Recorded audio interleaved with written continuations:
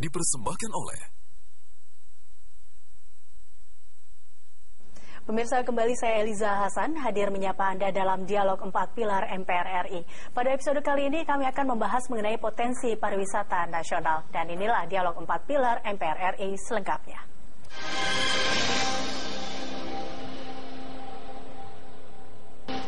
Krisis ekonomi global memiliki dampak terhadap perekonomian Indonesia. Salah satu sektor yang dapat dikembangkan dalam situasi pelambatan ekonomi seperti saat ini adalah pariwisata.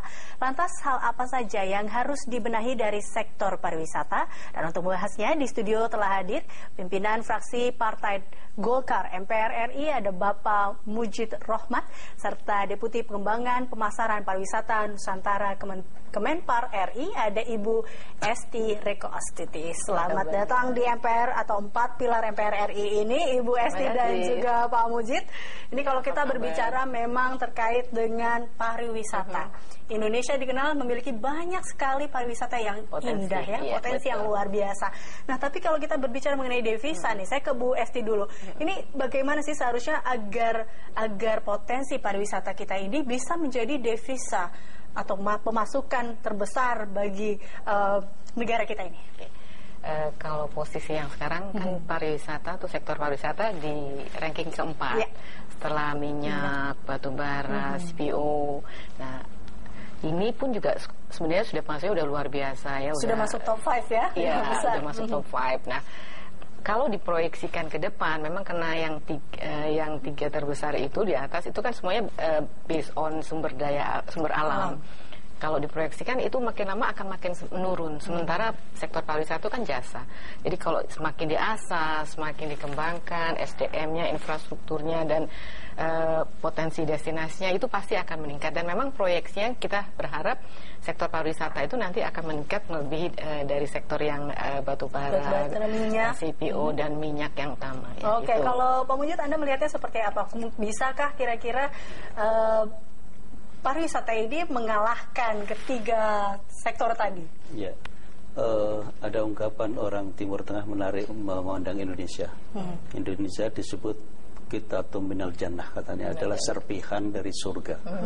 Nah, itu di dalam undang-undang pariwisata di konsideran menimbang itu disadari betul bahwa kita punya potensi alam yang luar biasa. Besarnya luar biasa, kita punya peninggalan-peninggalan purbakala yang luar biasa. Nah, itu kalau dikelola dengan sangat baik, ini akan menjadi modal utama juga bagi pembangunan bangsa. Termasuk di dalamnya adalah dalam rangka tadi itu memasukkan devisa ke Indonesia, apalagi dalam kondisi di mana ada perlambatan ekonomi di pertumbuhan ekonomi di Indonesia ini. Oleh karena itu, saya kira harus menjadi perhatian utama oleh pemerintah, dan catatannya adalah harus menjadi perhatian dan kesadaran bersama.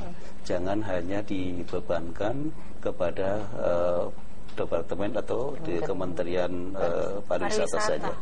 Justru faktor-faktor pendukung dari terjadinya suksesnya pariwisata itu oleh bidang-bidang atau sektor-sektor yang lainnya. Misalnya, nggak mungkin ada orang datang kalau infrastrukturnya nggak bagus. Misalnya juga bandaranya nggak ada.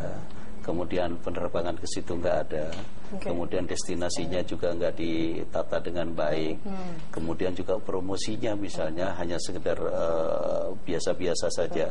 Nah, oleh karena itu kami dari DPR mendorong betul dan menyetujui adanya anggaran untuk promosi itu ditingkatkan nyaris 10 kali lipat dari kondisi yang itu luar biasa.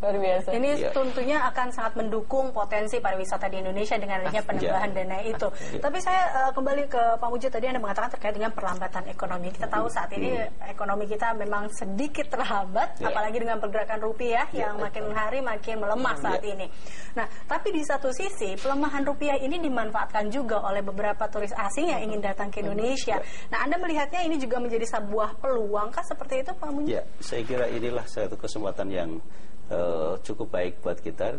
jika di satu sisi tadi disebutkan Ibu Esti, misalnya sumber daya manusia ini lambat laun akan berkurang, sementara kalau dinaikkan sedikit promosinya bagus, justru akan mendatangkan devisa yang lebih besar. Apalagi dalam kondisi di mana sekarang ada terjadi pelemahan rupiah, mungkin efeknya yang lain tetapi ada satu potensi yang lain yang harusnya kita push, sehingga dengan demikian ada balance antara satu sisi yang sedang lemah rupiahnya, di sisi lain ini kalau kita promosinya bagus mendatangkan wisman ke sini atau juga wisatawan baik lokal maupun wisatawan mancanegara, saya kira untuk negara itu menjadi sesuatu yang bisa mengimbangi kondisi kelemahan rupiah kita.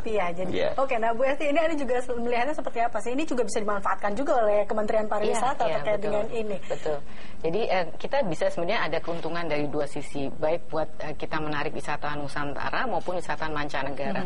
Jadi yang wisatawan mancanegara ini karena nilai dolar yang cukup tinggi di rupiah, tentunya mereka akan mendapat suatu paket-paket yang affordable. Jadi buat mereka itu suatu yang bisa mendapatkan paket-paket yang murah mungkin menurut mereka, tapi layak gitu. Nah, ini akan lebih menarik. Di samping tadi Pak Mujib menyampaikan tentunya promosi, karena mereka walaupun paketnya murah, tapi kalau tidak tahu destinasi mana, produk apa. Nah, sementara untuk yang kita di dalam negeri, yang wisatawan Nusantara, tentunya ini akan sedikit menghambat orang untuk berpikir dua kali pergi ke luar negeri. Nah, ini pun juga kita harus mendorong dengan mempromosikan, menginformasikan destinasi-destinasi lain yang kita miliki, yang potensinya luar biasa. Tadi ada heritage, ada macam-macam lah. Nah, ini kan kita tahu bahwa target dari Kementerian Pariwisata juga adalah menarik 12 juta turis ya. 2016 di tahun ini, yaitu sekitar naik 30% dibandingkan tahun lalu. Ini kalau kita bicara kira-kira realistis nggak sih angka itu? Kalau dari tahun per tahun menunjukkan tren realistis. Realistis. Bahkan nanti di ujungnya di tahun 2019 itu akan menjadi 20 juta. Itulah sebabnya kita dorong promosinya, mungkin promosi sekarang ini dinaikkan, tapi mungkin panennya akan tahun-tahun 2017-2018. Itu yang kalau itu nanti besok 2016 sudah sekitar 3,5 triliun untuk promosinya, mungkin 2017-nya dari anggaran kita naikkan lagi, insya Allah tahun 2019 target 20 juta itu akan realistis untuk tercapai. Berarti Kementerian Pariwisata sini optimis dengan angka itu? Pasti. Sangat optimis ya. Yang terakhir tuh kita mendapatkan di 2014 9,6 wisatawan mancanegara.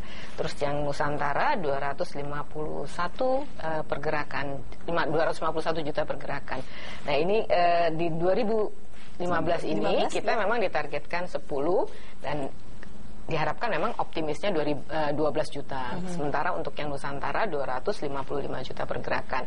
Nah, kalau dari perhitungan upaya-upaya kita didukung dengan tadi sektor-sektor lain, kementerian lembaga, tadi dari perhubungan, dari PUPera, kemudian dari kementerian-kementerian lain untuk mendukung seperti imigrasi dengan regulasi-regulasi, pasti kita optimis. Kita akan membahas mengenai regulasi dan bagaimana caranya supaya Indonesia atau potensi pariwisata Indonesia ini semakin meningkat. Kita akan membahasnya usai jeda. Pemirsa, Dialog 4 Pilar EPR RI akan kembali sesaat lagi.